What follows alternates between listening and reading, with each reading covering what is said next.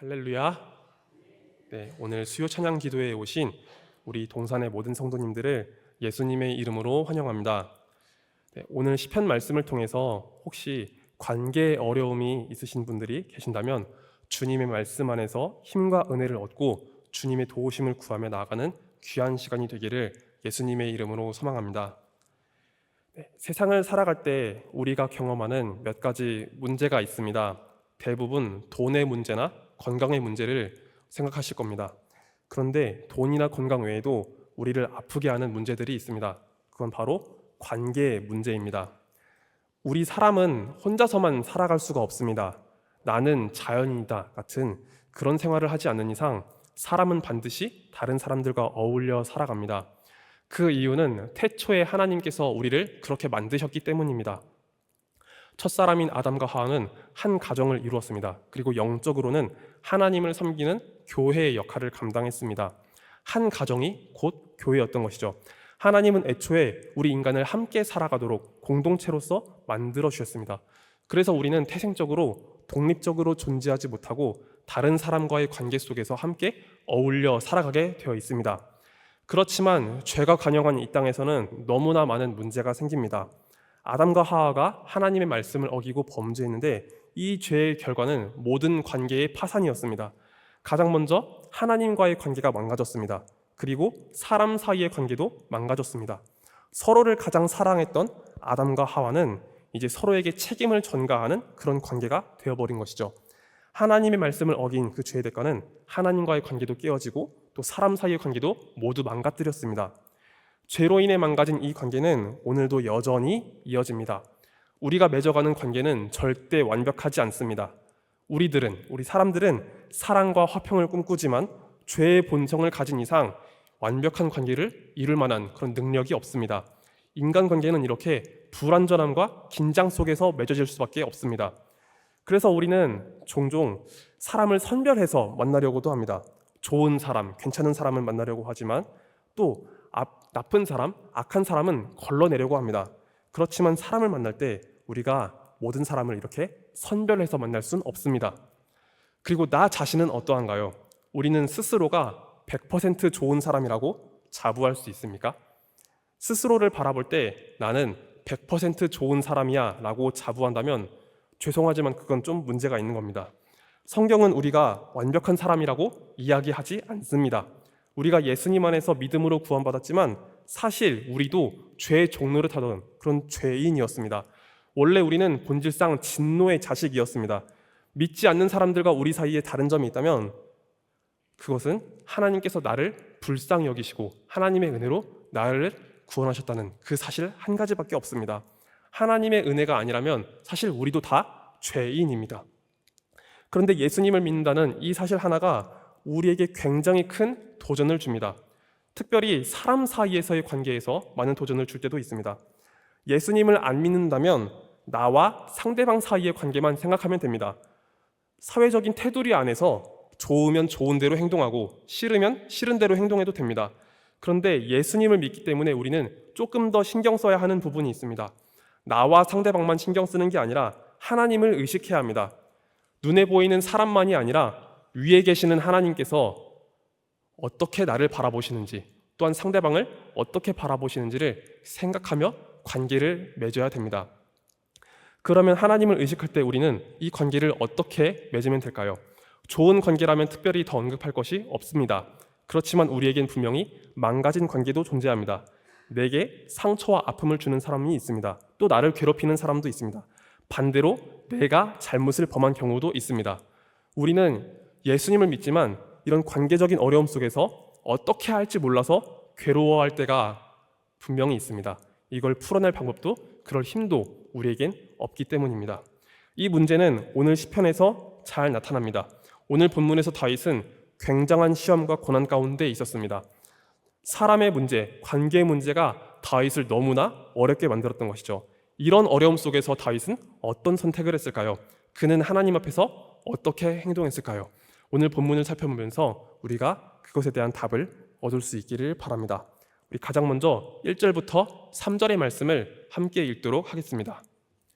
내가 말하기를 나의 행위를 조심하여 내 혀로 범죄하지 아니하리니 악인이 내 앞에 있을 때에 내가 내 입에 재갈을 먹이리라 하였도다.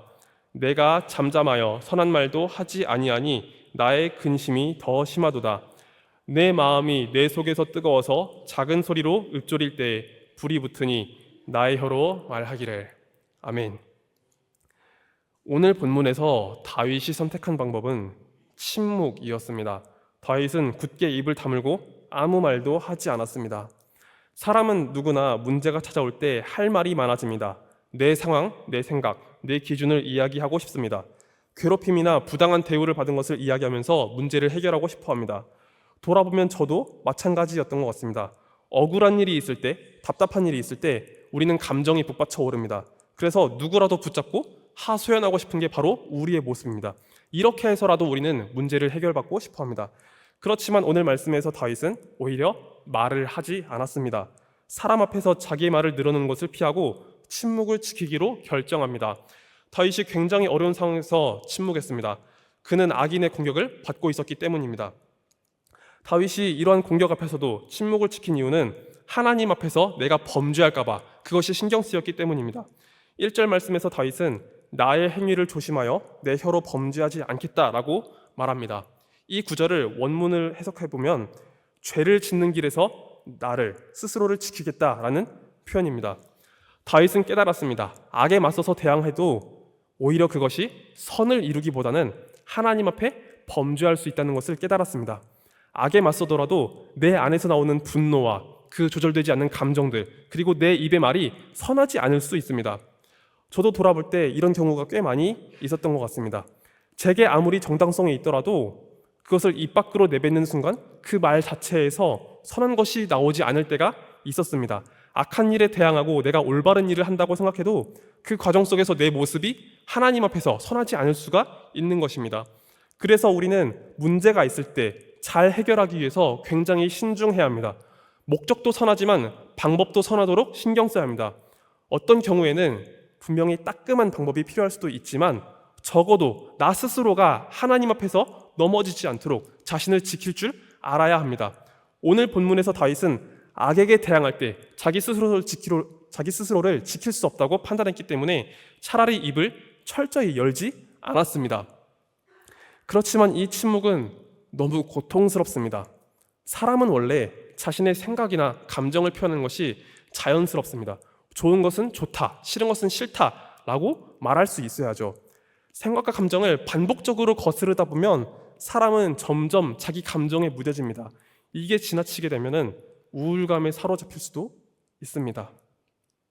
다윗은 이 침묵 속에서 한 가지의 돌파구를 선택합니다. 그건 바로 하나님께 간구하는 겁니다. 사람과 맞대어서 범죄하기보다는 하나님 앞에서 나의 문제를 드리기로 결정합니다. 다윗이 하나님 앞에 기도하고 간절히 구할 때 자신의 모든 것을 하나님 앞에 되돌아보면서 주님 앞에 나의 기도, 나의 간구를 요청하게 됩니다. 우리와 함께 4절부터 6절의 말씀을 같이 한 목소리로 읽도록 하겠습니다. 여호와여, 나의 종말과 연한이 언제까지인지 알게 하사 내가 나의 연약함을 알게 하소서. 주께서 나의 날을 한 뼘 길이만큼 되게 하심에 나의 일생이 주 앞에는 없는 것 같사오니 사람은 그가 든든히 서 있는 때에도 진실로 모두가 허사뿐이니이다. 진실로 각 사람은 그림자같이 다니고 헛된 일로 소란하며 재물을 쌓으나 누가 거둘는지 알지 못하나이다. 아멘. 다윗의 간구 속에는 사람의 연약함이 묻어나옵니다. 다윗은 자신의 유한함을 알게 해달라고 하나님 앞에 기도합니다. 하나님 앞에서 우리 인간의 존재가 정말 작고 또 이 땅의 삶이 영원하지 않다는 것을 알게 해달라고 간구했습니다. 우리들은 이 연약함을 깨닫기 전에 이 땅에서의 삶이 전부라고 생각합니다. 그래서 땅에서의 풍족함을 위해서, 나의 부유함을 위해서 정말 부단히도 애를 씁니다. 조금 더 나은 삶을 위해서, 조금 더 부유해지기 위해서 우리의 모든 것을 쏟아붓기도 합니다. 물론 하나님께서 맡겨주신 이 삶을 윤택하게 만드는 것은 합당한 일입니다. 올바른 일입니다. 하나님께서 맡겨주신 우리 각자의 재능을 가지고 성실하게 일하고 모은 것은 주님 앞에 정직한 일입니다. 그렇지만 하나님을 전혀 의식하지 않고 땅의 것만 바라보며 살 때 문제가 생깁니다. 내가 더 잘 되기 위해서, 또한 내가 더 누리기 위해서 우리는 서로 으르렁거리며 싸우게 되는 것이죠. 오늘 본문 6절을 보면 이렇게 서로 싸우고 경쟁하는 우리 인간의 모습을 잘 보여줍니다. 개역개정 성경에서는 헛된 일로 소란하나라는 구절이 나타납니다.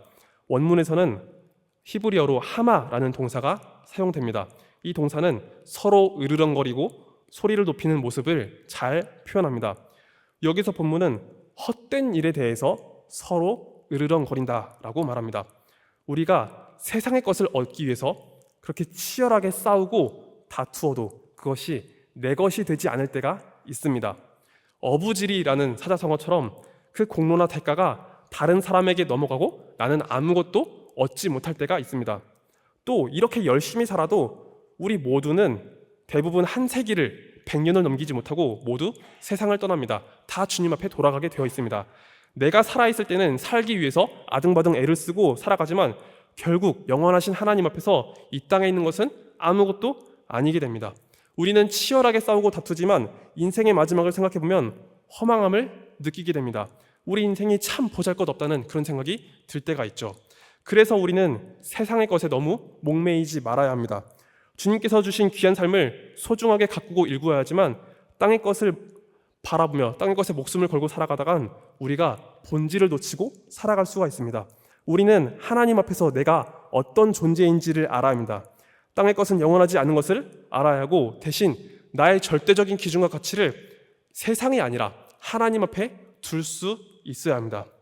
지금까지 다윗은 자신의 유한함을 고백하면서 이제 하나님 앞에서 자신의 허물까지도 고백을 하게 됩니다. 이어서 우리 8절부터 11절의 말씀을 읽도록 하겠습니다. 나를 모든 죄에서 건지시며 우매한 자에게서 욕을 당하지 아니하게 하소서. 내가 잠잠하고 입을 열지 아니함은 주께서 이를 행하신 까닭이니이다. 주의 징벌을 나에게서 옮기소서. 주의 손이 치심으로 내가 쇠망하였나이다. 주께서 죄악을 책망하사 사람을 징계하실 때에 그 영화를 좀먹음같이 소멸하게 하시니 참으로 인생이란 모두 헛될 뿐이니이다. 아멘. 8절부터 11절의 말씀을 보면 다윗은 자신도 죄인이라는 사실을 깨달았습니다. 나를 공격하는 악인들이 분명히 있습니다. 그렇지만 나도 원래 하나님 앞에서 죄인이라는 사실을 자각했습니다. 우리는 시험에 들게 하는 그런 상황이 찾아오면 하나님 앞에서 내가 어떤 존재인지를 잊어버릴 수 있습니다. 그리고 철저하게 내 입장에서만 생각합니다. 나는 올바르지만 저 사람은 악하다라고 판단할 수 있습니다. 그렇지만 다윗의 생각은 달랐습니다. 하나님 앞에서 나도 죄인이라는 것을 깨달았습니다. 그래서 죄에 대한 징계로서 때로는 고난이 찾아올 수 있다는 것을 느꼈습니다. 여기서 우리는 분명히 주의할 부분이 있습니다. 모든 문제들이 죄에 대한 징계로 찾아오는 건 아닙니다. 그래서 우리는 단편적으로만 생각해서는 안 됩니다. 내가 지은 죄 때문에 하나님 앞에 징계가 찾아올 수 있지만 죄가 관영한 이 세상에선 다양한 이유로 우리에게 아픔이 찾아올 수 있습니다. 그렇지만 적어도 오늘 본문만큼은 다윗은 자신의 죄 때문에 하나님께서 나를 책망하신다라고 느꼈습니다.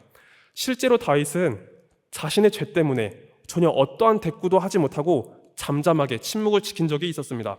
바로 사무엘하 16장에서 나오는 다윗의 이야기가 바로 그에 해당합니다. 다윗은 아들 압살롬의 반역 때문에 예루살렘을 떠났습니다. 자신을 따르는 군인들과 백성들과 함께 피난길에 오른 적이 있었습니다. 다윗은 바후림이라는 지역을 지나가게 되는데 여기서 사울의 친족이었던 시므이가 나타났습니다. 시므이는 지난 왕 사울 왕의 친족이었기 때문에 다윗에 대해서 굉장히 안 좋은 감정을 가지고 있었습니다. 그래서 처량한 모습의 다윗을 보면서 이렇게 이야기를 합니다. 피를 흘린 자여, 사악한 자여 가거라. 사울 족속의 모든 피를 여호와께서 내게 돌리셨다라고 이렇게 외쳤습니다. 아들의 반란으로 이미 마음이 상할 대로 상한 다윗은 시므이의 저주 때문에 더 마음이 상했습니다.